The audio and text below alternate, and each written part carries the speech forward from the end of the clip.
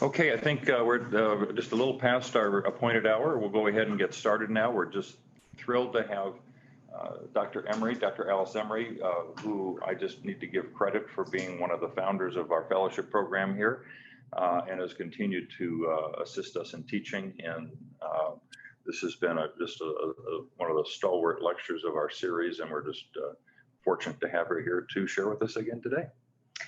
Thank you, John. I am Alice Emery. As he said, I work for Hospice of Holland and Keystone Palliative Care. Congratulations, you made it through the basic pain lectures, and now we are going to go into the area that the primary care doctors do not go and talk about methadone. So welcome, and we're going to drop in and talk about this really amazing drug. The goal of this lecture is to improve your understanding of methadone, the use and the pharmacokinetics, and to be able to use methadone safely in hospice and palliative care patients. I've got a series of questions, and these are things that you might want to know, and I hope these will be answered during the course of this lecture.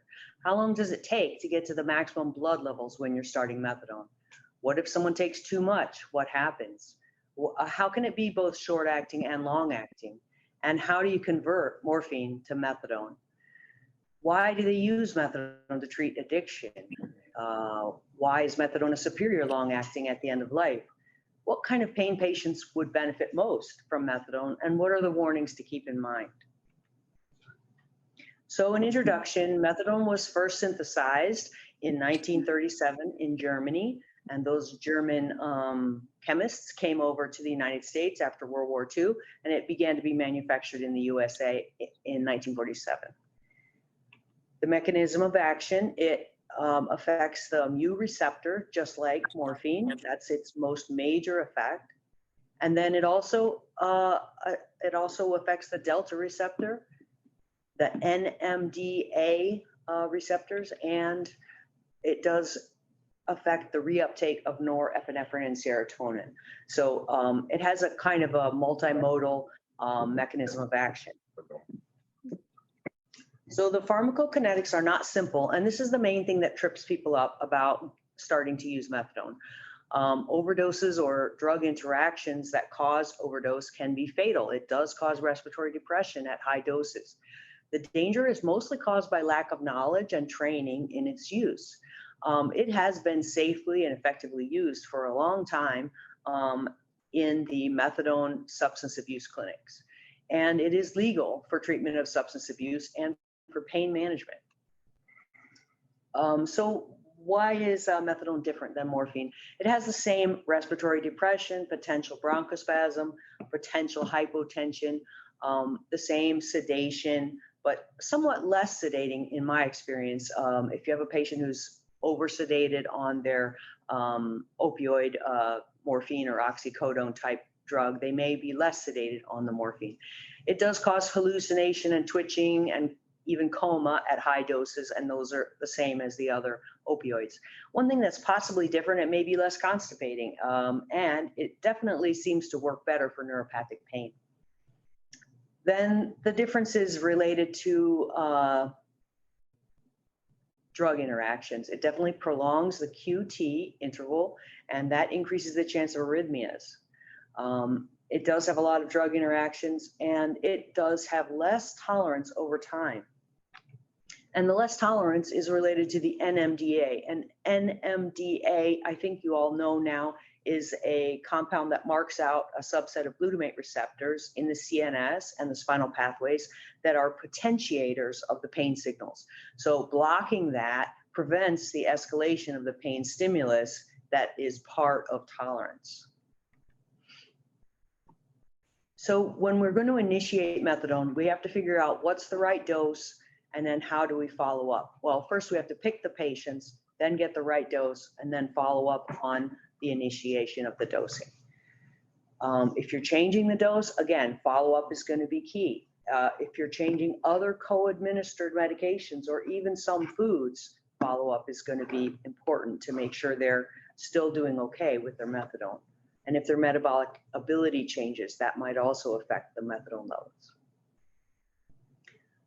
So just to talk about the pharmacokinetics for a while, the first dose of methadone is similar to a morphine dose. If you give 10 milligrams of methadone, you're going to have a similar effect of 10 milligrams of morphine. And it'll work within 15 or 30 minutes after oral administration. But the metabolism is slow and variable, very variable from patient to patient. There aren't any active metabolites. It's lipid soluble and it binds in the tissues. It builds up over time. The half-life can be between 10 and 75 hours in an individual patient. So, of course, the half-life is longer in older patients, and it may be used despite renal or liver disease. So if you have a patient on dialysis, methadone and fentanyl are your go-tos because they are okay with the renal failure, and also with a cirrhosis patient, methadone is very good. CHF is somewhat of a contraindication because of the potentiation of arrhythmias. Structural heart disease is one of those things that is a somewhat of a contraindication. And also in those patients with CHF, they often have hypokalemia because of the changing diuresis. And so those people are more prone to arrhythmias. So when you think about how methadone is working in the body, one thing to keep in mind is the serum methadone level. The serum methadone level is the number to watch for how much pain control you're going to have, and it's going to be the driver of metabolism and removal. But most of the active drug in the body will not be in the blood, but in the body tissues. So only a small percentage will be in the serum at any one point once you've reached the steady state. So if you were to try to plasmapherese off the methadone, you could take all the methadone out of the serum, but you still have quite a bit in the body tissues that will elute out over time. Just like when you take a fentanyl patch off, you still have a depot of fentanyl in the sub-Q tissues that will elute out over time. So it's easily orally bioavailable. It's absorbed almost any way you give it. We even use it topically. If you mix it with cold cream, crushed methadone is great for peripheral neuropathy. It's absorbed orally, sublingually, rectally. It comes in liquids, tablets. You can get suppositories made. Keystone Pharmacy will mix it up for you. It can be used IM and IV. The IV is about 2 times as strong, and I just added this year. It's not recommended. I would say the IV methadone is not recommended, because if you want to give someone 40 milligrams of methadone a day, which would be a high-end dose, really, you can easily give it sublingually. Why would you give it IV? And the IV also, you titrate it rapidly when you're in the hospital, but then you haven't given it enough time to get to steady state. So it doesn't seem to me that there's any benefit at all, really, to using IV. Since you brought up the topical issue and kind of you talked about mixing with cold cream. Yes.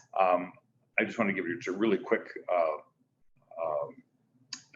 case report. I had a patient years ago that had severe complex headaches. They were not migraines. They were related to underlying disease process,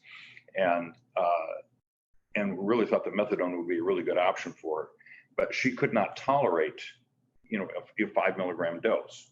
So we did the liquid form of it, so we could start with 1 milligram dose. Mm-hmm. And even at a 1 milligram dose, she said, well, the headache's better, but the side effects were intolerable. Mm. So we took it and we compounded it into a cream. Mm-hmm. And I didn't do it myself. We had Keystone do it for us, mm-hmm. but they were able to fractionate that out. So she was getting a fraction of a milligram, mm-hmm. which she would rub into the volar aspect of her wrist, mm-hmm.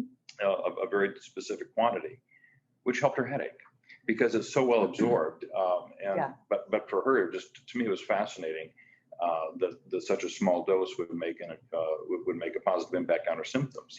Yes, for opioid naive patients or patients who are very elderly, we often start with a 0.5 milligram twice a day. I have had a patient who went from a 0.5 milligram twice a day to 1 milligram twice a day and went into a coma. So that's at that low end, it's very potent for some people. Yeah. And the thing about the cold cream, I read a paper by a PharmD who was trying different things, and he found that if you crush a tablet of methadone, sprinkle it into some amount of cold cream, you can rub it in your hands, and then it will give you an effect on peripheral neuropathy. And so that's what I have used. And in the hospital, we can order that because it's not compounded. It doesn't require compounding. You take the dose as a tablet, crush it, and then put a blob of cold cream in your hand and mix it together. So they were willing to do that at Blodgett Hospital, where they weren't willing to do it. Well, and I think the advantage of that, it had to be pre-compounded. You know, one of the things that we use for topical for neuropathies frequently is ketamine, which is not all that expensive, but it still costs, and insurance typically wouldn't not cover that. Right. It would cover the methadone, however. So I love that option. So thanks. You just have to be careful if one person is administering it to the other person. Correct. That they would wear gloves. Right, wear gloves, yes, exactly. Yeah. So thanks for that. Okay. Okay, a cost comparison. So I sometimes have patients who get a big copay or are actually unable to get their insurance to pay for their opioids at all. And so the cost of methadone runs about $10 a month. It says dollars a month. The 10 is gone, but it's about $10 a month for almost any amount of methadone, which is great. The cost of morphine long-acting, fentanyl patches, and OxyContin is much, much higher. And that's just the basic ones. So basically, it's so cheap that almost everybody can afford it. Okay, so now talking about enzymes that metabolize methadone. So there is a metabolic effect on the methadone. The body uses all the typical enzymes to metabolize it. And you can see this list here. The first one, the top one, the CYP3A4, is the most important methadone metabolizer. And then there are other ones that affect it less. So one of the things I just wanted to tease out a little further is the reason why there's so much variability in the interpersonal response to methadone. And the P-glycoprotein efflux pump is one of the reasons. It's a transmembrane pump that functions at the intestinal cell and the cells of the blood-brain barrier, controlling access to the cell interiors. So that removes things like methadone from the cell. And there's a variability of expression in this enzyme. That's one of the real big reasons why people respond differently to the drug. There are also drugs that induce those enzymes that remove methadone. And these effects often happen over a week or so of co-administration. So for example, if you're on a steady dose of methadone, but you add Decadron, that will induce the enzymes that remove the methadone. So you may find that their pain control will deteriorate. And then there are the inhibitors of the methadone metabolism. There are a lot of those, and that can cause an unexpected sensitivity to the methadone. So if you all of a sudden are started on something new. Here's an example. We had a 47-year-old man. He was kind of a weightlifter guy, real strong looking. He was on 5 milligrams BID, and suddenly he was getting sleepy and hallucinating and twitching. And trying to figure out why, we were checking for drug interactions. None of his drugs had been changed, but he had decided to start drinking big drinks of grapefruit juice every morning. And that actually blocked some of the metabolizers of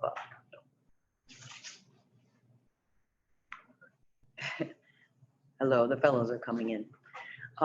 Okay, so when you're stopping or starting a medication, be alert for things that might affect your serum methadone level.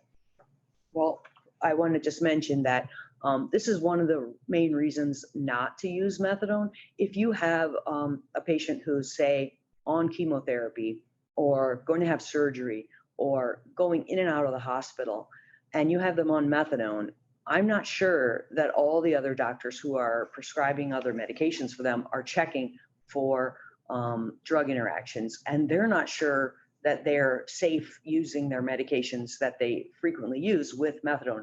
So it causes a kind of a problem in that you have to check with the pharmacist, you have to run a drug interaction program, and there are drug interaction apps that you can get for your phone, and you can talk to the pharmacist. And but when there are a lot of different physicians working on the same patient, and you have them on methadone, it can be kind of daunting. They would really prefer, if you have a patient who's going to be having chemotherapy, use MS-Contin if you can, because everybody knows how to manage that. Everybody knows how to stop it, start it, and it's not as much of a black box for the other physicians involved. I would just to emphasize those who are going to the hospital, it's really important that as a prescribing physician, you maintain contact and communication with the team in the hospital, because I've seen disasters when they go into an environment where someone is not as familiar or as comfortable with methadone. Yes. And their response is just to stop it and start something different. Yes. Which can create its own set of problems. So just our need to stay connected with that patient throughout their environments when they're on the methadone is really critical. I feel like that is the standard response when a person is admitted with an outpatient opioid regimen, is they almost always stop all the outpatient opioids and restart something else, because often they're going in because of sepsis or some other reason where they're not looking too good, and they wonder how much of this is due to the outpatient opioid regimen. And of course, I know that they were doing fine on that outpatient opioid regimen a few days ago before they got, the urosepsis. But since they're just seeing them fresh, they don't know that, so they almost always stop. And when you're on high doses of methadone, it's hard to substitute anything else. Right. And get good pain control. So. Okay, so just a little bit about the cardiovascular effects of methadone. The QT interval can be prolonged by methadone. It mostly happens in patients who are over 100 milligrams a day of methadone, and it is a low number of patients where it's going to cause adverse effects. They didn't really worry about this at the methadone clinic for years and years and years, and they didn't have all that many negative effects from it. The adverse effects are more likely in patients that have risk factors. So patients with CHFs, that means structural heart disease, or they're predisposed to arrhythmia in some way, or the patients with the genetic QT prolongation. So generally the risk is small, and it's balanced by the need for that steady pain control and the other benefits of the methadone. So for the most recent recommendations are that an EKG be performed before initiating methadone. I would say for palliative care patients, that's important to do, and look at the QTC. But for patients who are on hospice, I don't think that's necessarily true. And just I always kind of throw this out to crowds when I'm around folks and talking about methadone. I'm always curious to see if anyone has ever had a patient that had an arrhythmic complication from methadone. I don't get people saying yes. I mean, we have people, oh yeah, their QT went to 520 or something like that. Well, that's a number. They didn't have any complications, but it was up. So I just emphasize that the complication itself, consequences of that complication are really, really rare. I have been using methadone for about over 20 years now, 20 years-ish, and I have not seen the torsade or the complications of that sort. Nor have I. And we did use a lot of high doses back in the day. We're not using as high doses now. Not because of the danger of arrhythmia, but just because of better overall understanding of opioids and how to get the pain controlled. So like many of the medications we use, there's a sedative effect to methadone, and it can be additive. For example, if you have a patient on Ativan, morphine, Neurontin, and Remeron, can they also have methadone? The answer is yes. And of course, we can monitor sedative effects clinically. Excuse me. There's no absolute ceiling based on any of the responsiveness. You can measure the respiratory rate. You can monitor them for drowsiness. Of course, you would give the usual warnings about driving and use of alcohol when initiating methadone. So it's helpful to ask a pharmacist to check for interactions, or check the interaction program on your phone if you can, and choose a safer drug. If there's another drug that's going to be added, the anti-infectives are a common problem. So antidepressants, antiarrhythmics, and anti-infectives, all starting with A, are three things that, three broad categories that can cause interactions. Some people say, Dr. McPherson says, to decrease the methadone level by 25% in advance of something that you think may block its metabolism. In addition to all these complications, the patient may not adhere to your regimen. They may add illicit substances. They may start drinking grapefruit juice. They may add other medications from other doctors, and they might increase or stop their own regimen of methadone on their own. So it's really important to educate the nurse, the patient, the caregivers about the signs of rising serum methadone levels or falling serum methadone levels. And if you forget to do that, if you forget to tell the caregiver to watch out for oversedation when you're initiating methadone, you can risk more dangerous effects. So what does too much methadone look like? If the serum methadone level is rising, the patient will be sleeping too much. They'll still be arousable. It'll be just like normal sleep. So they might say, oh yeah, she took a big long nap. That's not bad. But then she slept through breakfast. She slept through lunch. That's starting to get to a problem. They have a lower respiratory rate. So their respiratory rate will not be 30 or even 26. It may be 12. So it goes down as the opioid effect goes up. And then they'll have little or no pain complaints. If you've got a person who's over sedated with their methadone, they won't also be requiring all their other PRNs. They'll stop using their PRNs. They'll say, oh yeah, the PRN use has just dropped off completely, which sounds great, except that they're over sedated. And then if they keep on going, they'll progress to a myoclonic jerks, hallucinations, and finally a coma. So you would like to catch them at the stage where they're taking more naps and they're sleeping through meals, because that's the stage where it's easily reversible without any untoward effects. That is eventually opioid overdose. So too little methadone, you'll get the drop. If you have a drop in your usual serum methadone level, the people will get shaky, tremors, flushed, nauseated, a lot of diarrhea, sweatiness. They'll be painful and restless. So these people would be the ones who you were, say you'd added a different drug that was interacting with the methadone and reducing your serum methadone level, and they said, oh, they're having terrible diarrhea. That might be the one symptom that's reported to you through the nurse. And so whenever you hear diarrhea, you need to think, could this be opioid withdrawal syndrome? So you want to choose the right group of patients for methadone initiation, and we want to have a patient who's got chronic pain. If they're a person who's got terrible pancreatic pain, but they're just about to have a celiac plexus block, I wouldn't want to be starting methadone, because by tomorrow their pain might be half what it is today. So kind of where you have the chronic pain, where they're stable enough to live greater than 1 week, because it takes you a couple weeks probably to get it titrated correctly. And when you're choosing the ideal patients, you got to consider those risks, especially for higher doses like the CHF. The antiretroviral drugs, the HIV drugs, have a lot of interactions. However, patients who take care of a lot of HIV patients will still use methadone, but there are a lot of difficulties with those, and they're considered a contraindication. And liver and renal disease are okay. All right, so here's some pictures.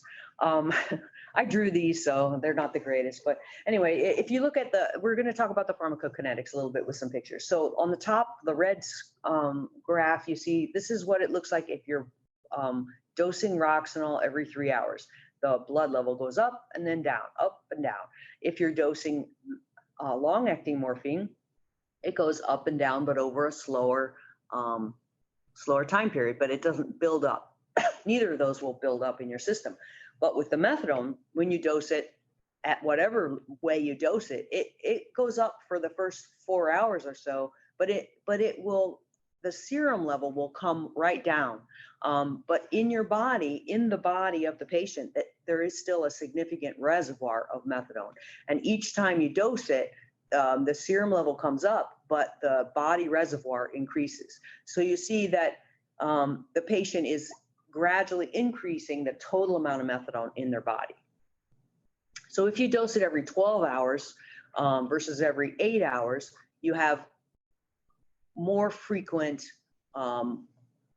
post-dose spike, and the serum methadone goes up at the same rate, but it's still it's more likely to give you a better pain control earlier on if you're dosing it with the 8 hours, which is a bit more frequently. Because with either case, your serum level is going to come down in between your doses. And so for the first 24 hours or so, they'll have a significant drop in between the doses. So similar to Duragesic, where you're seeing a gradual increase in effect over 24 to 48 hours and up to 72 hours, you'll see a gradual increase in your methadone effect, but it actually will keep increasing for 5 to 7 days. And then it'll reach a steady state about 5 to 7 days. So if your level of opioid in the blood needed to control the pain is represented by the orange arrows, you'll see that it takes longer for the methadone to control the pain than it takes for the Duragesic. And after you remove the medication, like say you pull off your patch and don't put a new patch on, or you stop taking the methadone, the blood levels and body levels of the drugs go down in a normal manner, just like any other drug. There are some people who are afraid that methadone will come back up, but it can't come back up if you're not giving more.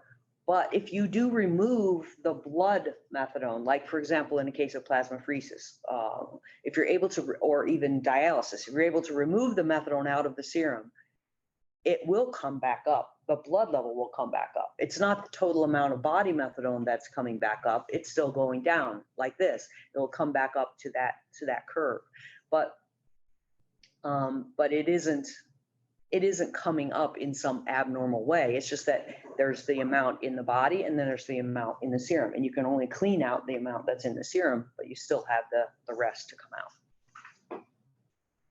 So hopefully that's clear. I don't know if anybody has any feedback about whether that makes sense. But on to opioid rotation. So if we're going to change from one long-acting regimen to another, or one strong regimen to a methadone regimen, there is a real benefit to rotating. If I have a patient who's, say, been on MS-Contin for years, and they've gotten to a high dose, they don't feel like they can go any higher, yet their pain is no longer really well controlled, you will probably get better control of their pain by rotating to a different opioid, and methadone particularly, because the toxicity will be less, and the amount needed to control the pain will be less, and the tolerance will be less, because there's not a complete cross tolerance, and methadone particularly doesn't cause as much tolerance. So that's one of the reasons why it's not a straight line to calculate the difference between what you're on now on a morphine type regimen and a methadone type regimen. Why it's not a straight line is because the metabolites of the morphine and the oxycodone and those sorts of medications have somewhat of a pro-analgesic effect at higher end doses. So that is gone, and the NMDA antagonist effects of the methadone also damp down the tolerance. So when you switch from a morphine or an oxycodone regimen to a methadone regimen, you're going to have a stronger effect. That's why the dosing is not a straight line. And of course, back again to factors complicating the conversions, the absorption by different routes, the individual metabolic differences, pain receptor heterogeneity, patient compliance factors, and drug interactions. So first, we picked our patients that we think will be a good candidate for rotating to methadone or to starting methadone. And then we'll start with their daily oral morphine dose. There are many ways to convert methadone to morphine. I mean, morphine to methadone. I know there was one guy who wrote a simple equation, and I actually did this too about 20 years ago, and I wanted to publish it, and they told me, do not publish that because anybody who gets in trouble with methadone will blame you. But the simple conversion was the total daily dose of morphine plus 15 divided by 15. And that gives you your total daily dose of methadone. But it's basically a curve. So for patients who are on less than 100 milligrams a day of oral morphine, you could say divide by 4. For patients 100 to 300, divide by 8. But some people say, you know, they'll parse it down even further, divide by 6, divide by 8. For patients up to 300 milligrams a day, divide by 10. And then for the super high doses, divide by 20. Basically, we're talking about a curve like this. So when you're on the lower doses, there's a more steep conversion, and at the higher doses, it flattens out. So you could say, if you want to divide it into three categories, 4 to 1, 10 to 1, 20 to 1. You know, it's interesting because when I look at the first 4 bullets there, you divide, you know, 100 by 4, you get 25. The third bullet, you divide 30 by 10, you get 30. Divide 600 by 20, you get 30. So it sounds like I know somewhere between 25 and 30 is where you want to be. You're really never going to start people more than about 10 milligrams 3 times a day.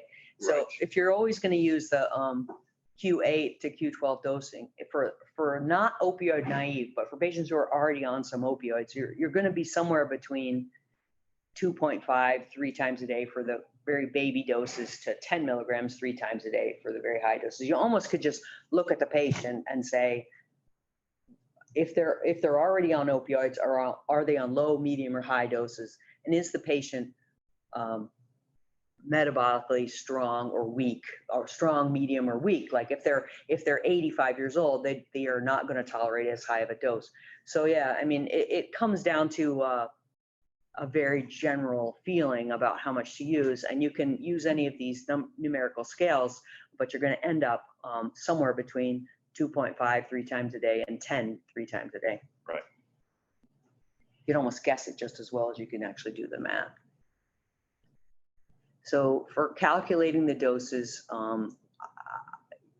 some patients will do well with a small dose of methadone, Q8 or Q12, but I would recommend you continue to let them have their good breakthrough med.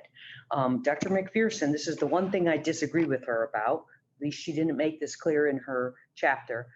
She has a very good chapter on methadone in the book, Demystifying Opioid Conversion Calculations. Very good book about opioids, but the chapter about methadone, she recommends a stop and go plan for changing from, say, morphine type drugs to methadone, so that you calculate how much daily morphine you're taking, stop all that, and start the methadone conversion and start it immediately at full dose. So I would say that's great, except for one tweak. You need to continue the breakthrough med. So the person who's on, say, MS Contin plus short-acting morphine, I would calculate the whole amount of morphine they're taking a day, convert that to methadone, stop the long-acting morphine, start the methadone, and then let them have their breakthrough medication. Let them have the same breakthrough medication, the PRN regimen that they had before. Don't let them have it as scheduled. Like if they're taking their PRN on a schedule, watching the clock, don't let them do that, because that's how they'll get overdosed. They have to use it PRN. And then they won't complain to me that methadone doesn't work. Because I really hate getting a patient where they come to me and say, I tried methadone, I was on that thing for a week and it didn't do anything. And I'm not trying that again. Because even though we think maybe pain's not an emergency, especially chronic pain, the patients do think it's urgent to get their pain controlled. And if you make them wait a whole week on a low dose of methadone, and then you say, okay, now we're going to increase a little bit, but meanwhile their pain's been uncontrolled that whole week, they're not going to want to put up with that, and they're not going to have a good experience. So what I do is I convert to the methadone, let them have their PRN med, That will not cause any trouble because that doesn't build up in your system while the methadone is building up. And then when you get to the 7th day, if your methadone dose was perfect, they won't even be needing their PRN. But if you missed it by, half the dose or something, their PRN will be really essential to help them stay comfortable. Okay, so here's case number 1. So we're just going to go through a bunch of cases, kind of talking about the different ways that methadone has its little quirks. So here's a 60-year-old guy with lung cancer. He's on MS Contin, 90 milligrams every 8 hours, and morphine short-acting, 40 milligrams every 3 to 4 hours PRN. So a typical guy who has kind of gotten to the high end of the MS Contin that we use, or the morphine that we use nowadays. And over the last few days, he's really been hitting the short-acting morphine. He says his pain's controlled, but his family says he's too sleepy and they're seeing a lot of myoclonic jerks. So they'd like to try and switch him to something else. So his total daily opioid is 470. Anyone got in their mind a conversion yet? We'll say we'll divide it by 10. You could say maybe 15, but divide by 10, you get 47. Divide that into 3 equal doses, that's 15 every 8. Now, I probably would just go ahead and go with 10 because his pain was controlled. He was kind of already a little overdosed on the morphine with the twitching and the sedation. So then you provide teaching to the patient and the family and reassess at 3 days and 5 days. If you could have the hospice nurse call them every day, that would be even better. If on the very first or second day, they're saying, wow, you're a rock star, my pain's completely controlled, what's going to happen as the methadone continues to build up for 5 to 7 days? That's not going to be all right. So if they say, the patient's completely sedated, but the pain's great, they're having some nice sleep, they're catching up on all the sleep they missed, okay, that might be okay. They might be just catching up on their sleep. So let's talk again tomorrow, because if now they're more sleepy tomorrow, we're going to stop and we're going to hold and we're going to restart at half the dose. So you kind of have to prime the family to know that it may cause too much sleepiness or it may be way too little. And either way, we're going to make an adjustment. We're not going to throw the dose out, because if you leave the family dealing with a patient who's over sedated, they're not going to continue giving that med. They're going to say, we don't want that stuff because that over sedated him. So what you want is to catch it at the stage where they're just saying, well, he's a little drowsy. And if you get one step beyond that, where clearly it's too much, then you need to stop the methadone, hold it, maybe cut back to half dose or something like that when you restart it 24 hours later. You don't want them to get to the point where they say, we're never going to take that stuff again. And that's what happens if you leave the family managing it on their own for too long without staying in touch. If they're overly sedated, they're still getting their PRNs, then how do you navigate that with the patient and their family? Why are they still getting their PRNs? So if they're overly sedated, but they're still getting their PRNs, why are they still getting their PRNs? Usually it's because, we always give that with these other medications. So if they're overly sedated, but they're still getting their PRNs, it could be that all they need to do is hold the PRNs.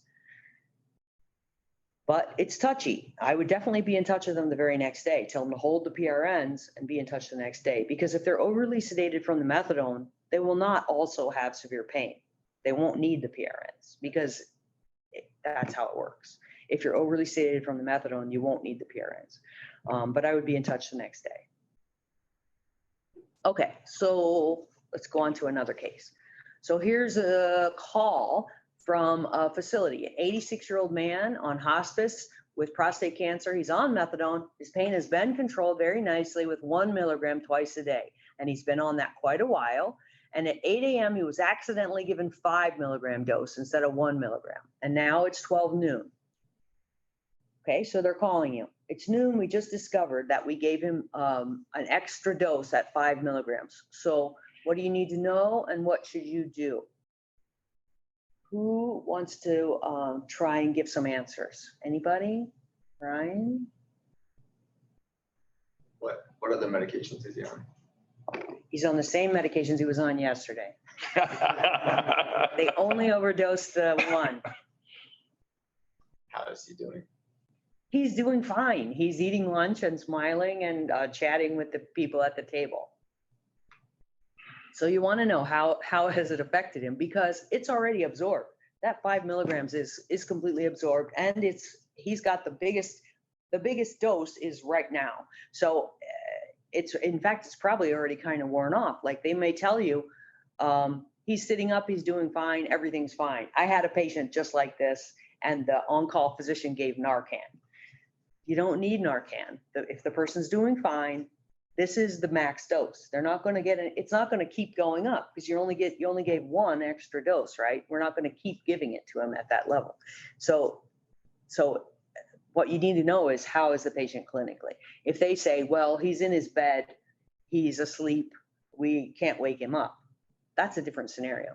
So in this case, a patient was given Narcan, a high dose of Narcan, instantly went into opioid withdrawal and had a heart attack because of the severe pain. And that was not the right answer. The patient was fine, and it was 4 hours later already. And you need to know that the maximum effect is pretty much immediate. So the patient got a bigger dose, but they were okay. Okay, another case. Patient's taken almost a whole bottle of pills. And again, he was on a steady state dose. He'd been on hospice, but he had been talking about depression and kind of feeling like a burden. The social worker found him with an apparent overdose. He took 16 pills of 5 milligram methadone less than 1 hour ago.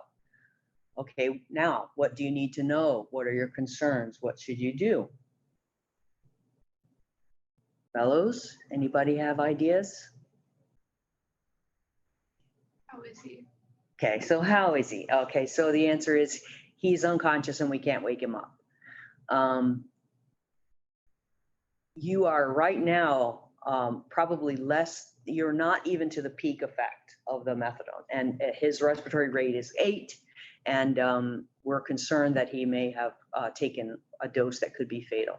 So this guy needs the Narcan, and you may need to take him to the hospital.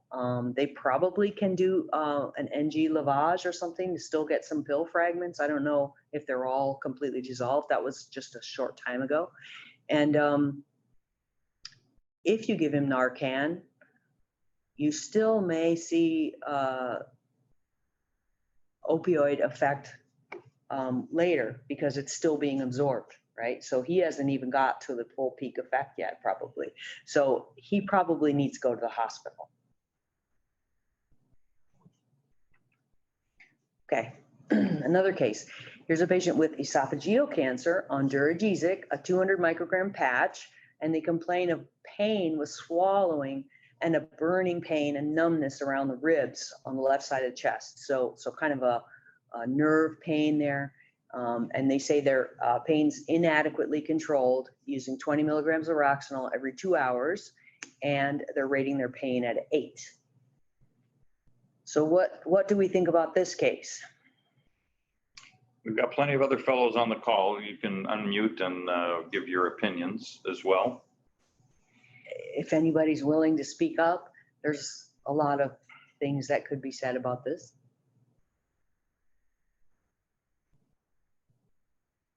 Zoom calls do promote some level of anonymity, but we do encourage those to, it's hard to unmute and speak up when you're not sure.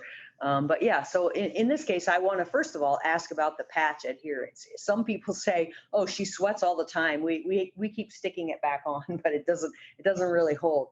So yeah, and you need to think about, are they a good candidate for the patch in the first place? Because if they don't have any sub-Q fat, it causes more variability in the absorption of the fentanyl patch, and the dosing in either of these cases, the dosing may not be what it appears. So the new pain has a neuropathic quality, and I think fentanyl patches are particularly bad for that kind of chronic neuropathic sort of pain. Methadone may do much better for that. So you can convert a patch to oral morphine equivalents using a rough estimate of 2 to 1, converting the Duragesic to morphine. So, or 1 to 2, what you could say. 200 micrograms equals 400 milligrams of daily morphine equivalents, plus the breakthrough doses of the morphine so it gives you a 560 milligrams a day of total morphine equivalents.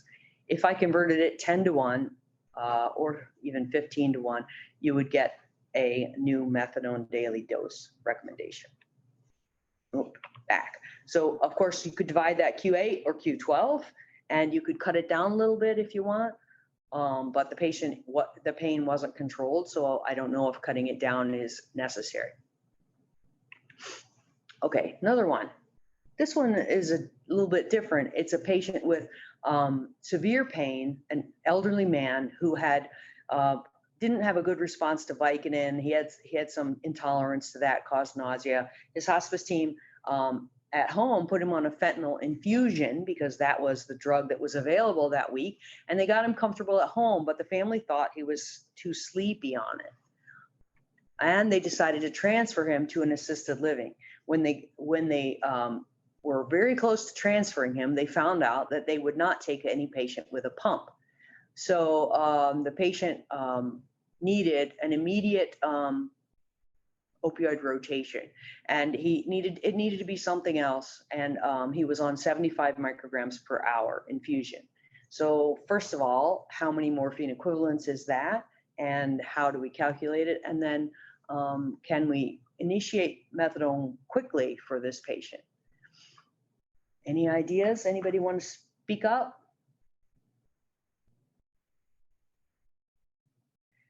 So the 75 micrograms per hour, you'll notice that the 75 micrograms per hour infusion has the same units as a 75 micrograms per hour patch. So I just consider them equivalent and convert it just the way I convert a patch. I don't know if there's Multiply times 2. Yeah, I don't know if everybody does it the same. I mean, these are rough estimates. So yeah, so we started him on, so I kind of skipped a step there. So if he's 75, that's 150. And if we divide it by 10, then that gives you 5 every 8 hours. So what we did for him though, since he didn't have a good breakthrough med, we give him 5 every 8 hours and 5 milligrams every 4 hours in between as a PRN. This could be done in a facility because they have a strict differential between the scheduled med and the PRN med. At home, it gets a little confusing because people think they're kind of interchangeable, but the scheduled med was 5 milligrams Q8 and the PRN med was 5 milligrams Q4. So just in between the doses. He transferred to assisted living and he remained very comfortable. He did not require the 5 milligrams Q4 PRN after the first couple days. So this is a rapid titration or rotation strategy. You can do this. It tends to be a little confusing for people to have a scheduled and a PRN medication, but it does help you stay comfortable during the titration period if you don't have another good PRN medication. I think that's just reinforces the uniqueness of methadone metabolism, that it's long acting, but because it has a quick time to peak effect, you can use it as a breakthrough medicine. Yeah, you can. I think that a lot of people just do that as a routine basis, but I agree with you that it can be confusing, and for some patients it just, so many circumstances we would give something other than methadone as the PRN for the PRN. Yeah, in a controlled setting, I like it. Yeah, in a controlled setting, it can work. Also, it's confusing for people if they think they can use methadone as a PRN, because you really should not be using methadone by itself as a PRN. And there have been opioid overdose deaths from people using methadone, say 10 milligrams, just PRN. And I don't think that's, I think it's beyond the patient and family's ability to figure out what's going on if they're just using it PRN. So we don't recommend that. Okay, another case. 60-year-old palliative care patient, been on Percocet for chronic back and shoulder pain. Her prescription coverage was poor, meaning she doesn't have money to pay for from her insurer to pay for the medications. Her overall health is declining, and she's expected to have less than 2-year prognosis due to an ongoing renal cancer. She recently has been taking up to 8 Percocet a day.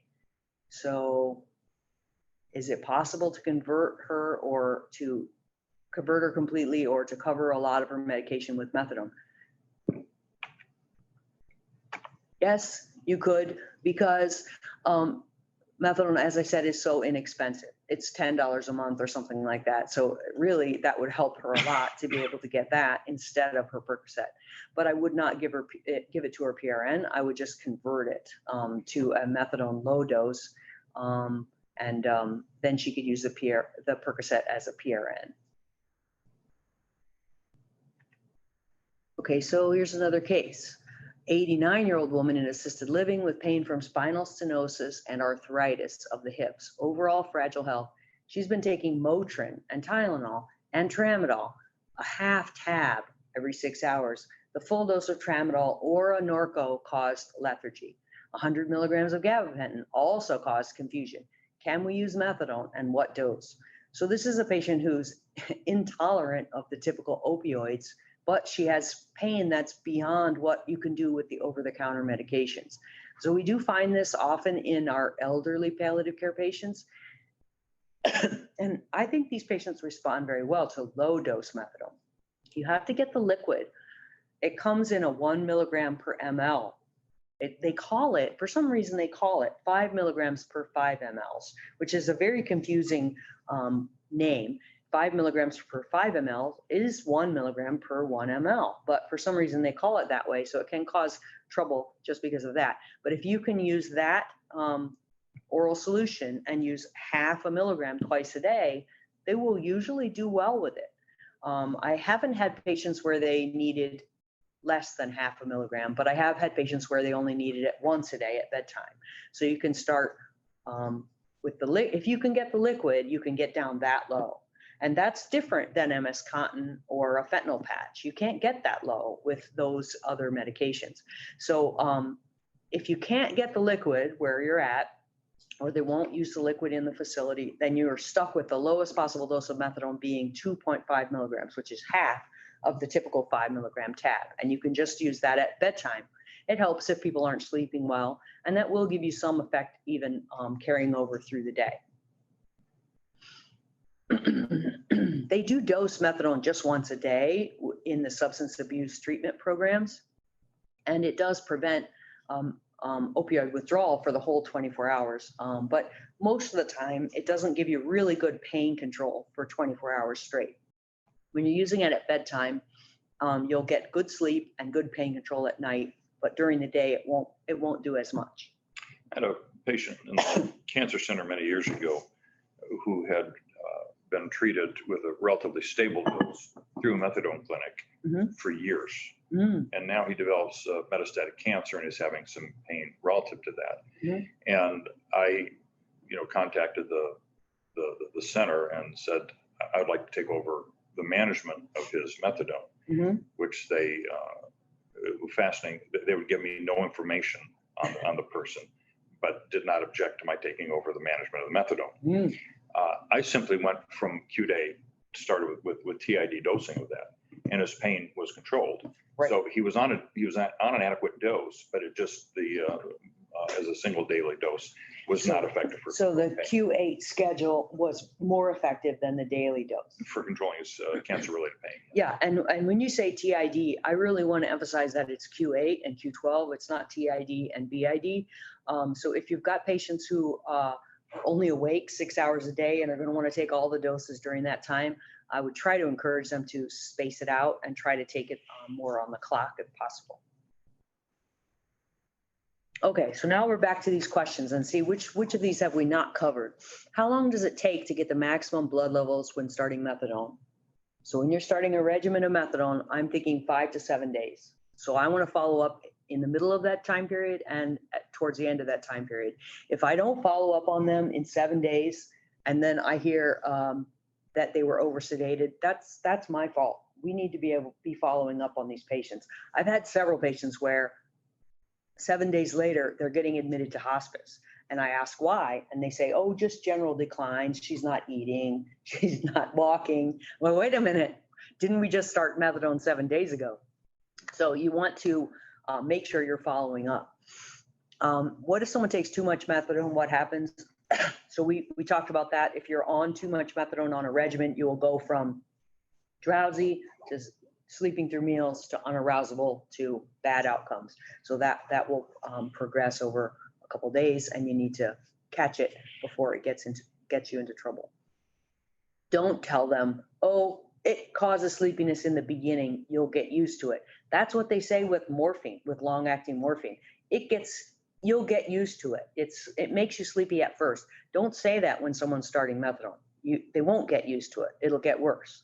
So pay attention. How can methadone be both short and long-acting? I believe you understand the answer to that now. It's basically an immediate effect versus a buildup in the body tissues. Morphine converts to methadone at which of these? The answer is D, all of the above. Why do they use methadone to treat addiction? Sometimes people will say it makes it seem like it's a bad drug just for addicts, but it isn't. It's because it's something that can be dosed once a day, and it's very steady. And it's inexpensive. And it's cheap. Yeah. Why is methadone a superior long-acting at the end of life?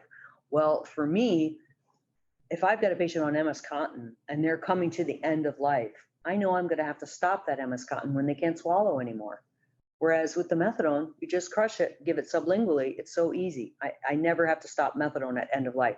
So when a person is imminently dying, I can increase their methadone and give morphine PRN. Sometimes the nurses focus on the short-acting PRNs, but you can also continue. I recommend you continue them on their methadone or even increase their methadone when they're imminently dying. And it's very easy to get. What kind of pain patient would benefit from methadone? We talked about chronic pain, patients without the contraindications, and patients where there's not a lot of other physicians involved taking them away from you and bringing them back to you over and over. That makes it a little harder. And patients with severe pain. So the patients with the head and neck cancer, the patient with the esophageal cancer, the patient with the lung cancer, where the pain's really severe, those ones are quite rewarding to treat with methadone. And other warnings to keep in mind, you've already heard them, the QTC, the heart patients, and the drug interactions are the main thing. So summary, it's a complex medication. There's that stigma of addiction therapy. There are the potential for arrhythmias, but there's so many benefits.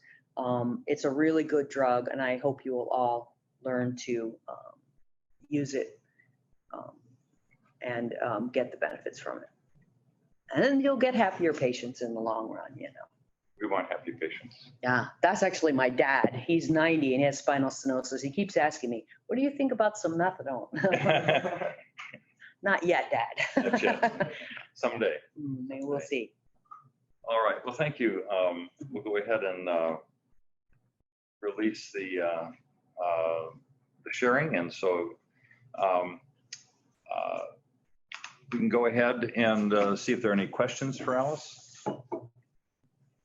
Is there an increased concern about diversion with methadone as opposed to any other opiate medications?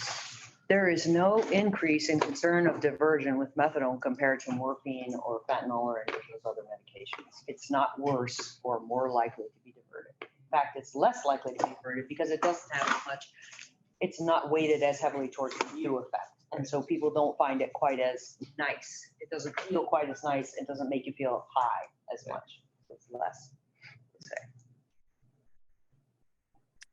Prashant, it looked like you had something to say. Prashant? Yeah.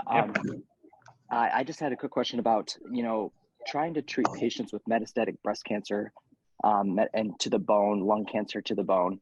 Have you found that methadone is optimal, or not optimal, but like more superior to than, things like MS-Contin or fentanyl? I think it's superior for all kinds of pain. Any severe pain, I would say it's superior. Bone pain, yes. I think NSAIDs and Decadron make a big difference for that compared to opioids in general. But I think if you had to pick between opioids, the methadone probably would give you the best pain control. Great, thank you. Yeah, I agree with the Decadron. I just have heard that they recommend giving Decadron near like the end of life, and not necessarily for, a 2-year span. So that's why I was kind of leaning away from the Decadron. Right, or if they're still on immunotherapy, they may not be able to take the Decadron. So yeah, definitely. Low dose methadone can be added to almost any regimen. If you want to just add 2.5 twice a day to whatever else they're taking, that probably will be okay. I think sometimes we overlook the value of the NSAIDs for bone, Yeah. for bone meth pain as well. So don't forget that. Thank you. Thank you. Thank you. Other questions, comments? I just wanted to just kind of close up. We had a couple of in the chats when we were talking about QT issues that Dr. Ortiz had seen one patient that had actual torsades and multiple codes. Ultimately survived. Another one, Dr. Wamoff, had one patient with a fatal arrhythmia with HIV, and they had initiated antifungal therapies in combination with the methadone. Not to be a good thing. So just to verify that that's an issue. So anyway. Yeah. Well, thanks, Alice. We really appreciate that. I think we'll go ahead and pivot to the case presentation.